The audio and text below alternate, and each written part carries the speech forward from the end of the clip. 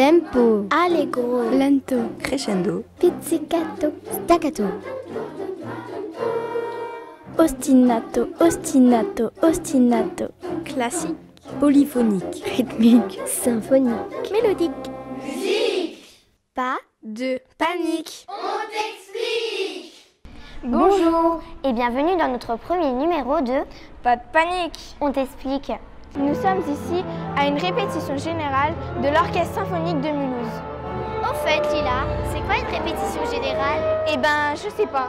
Moi je sais, c'est la dernière répétition avant le spectacle. Tu viens avec moi? Vous venez avec nous? Avant le concert, les musiciens s'échauffent tous en coulisses. Et cette cacophonie nous a tout de suite mis dans l'ambiance. Aujourd'hui, les musiciens de l'Orchestre Symphonique de Mulhouse répètent Peer Gynt d'Edward Grieg. Une répétition consiste à s'entraîner pour que le concert se déroule dans les meilleures conditions possibles et pour pouvoir interpréter la partition écrite par le compositeur. Les musiciens répètent énormément pour arriver à leur but. Et c'est d'ailleurs ce que nous avons dû faire pour ce reportage. Oui, c'est ça. Répéter, répéter, répéter pour y arriver. Et nous avons dû répéter individuellement et collectivement. Tiens, comme les musiciens d'orchestre. Mais chut, l'orchestre ne s'échauffe plus, il s'accorde. Voici Patrick Davin, le chef d'orchestre.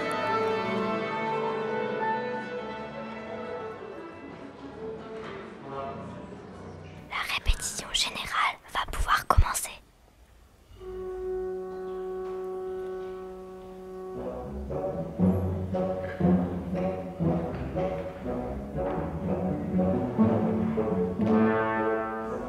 C'est à l'entracte que nous avons pu poser quelques questions.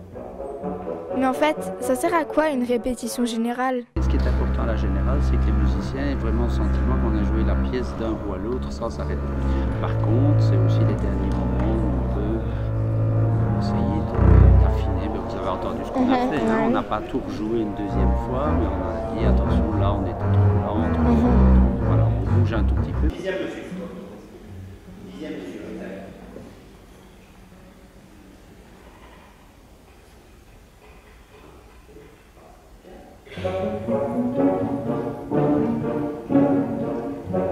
Voilà, c'est ça.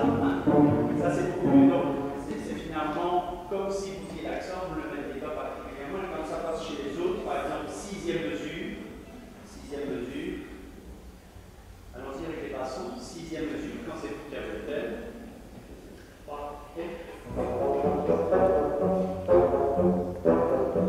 Voilà, c'est ça. Si on est avec eux, ça devient presque irrégulier. Je pense que c'est meilleur comme ça, plutôt que d'être trop droit, trop staccato. Ça, c'est bien. Et ça se travaille beaucoup, les gestes et... Oui, c'est un métier comme un autre, si ce n'est que c'est un métier infini.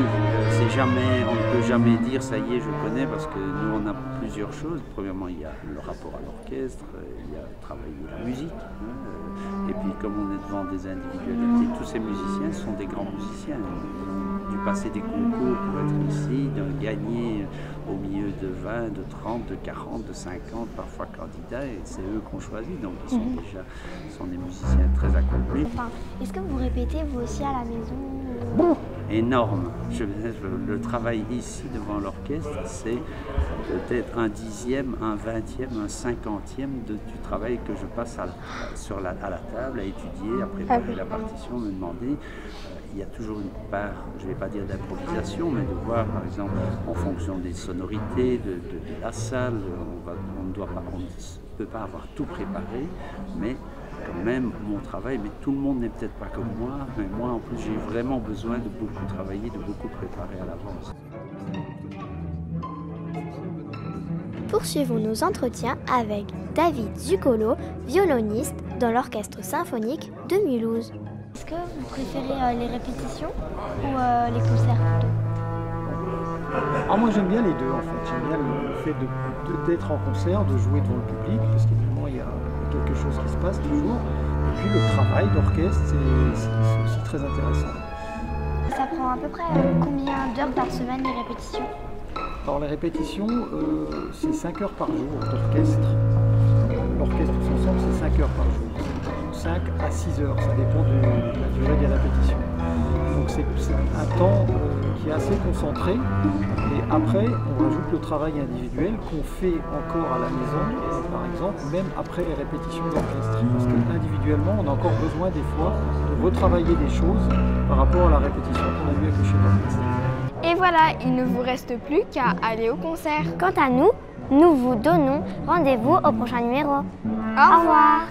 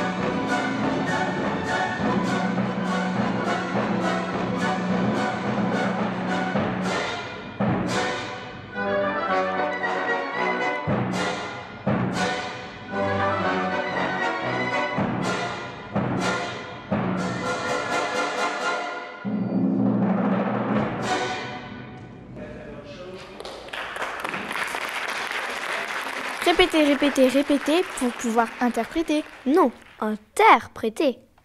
Interpréter.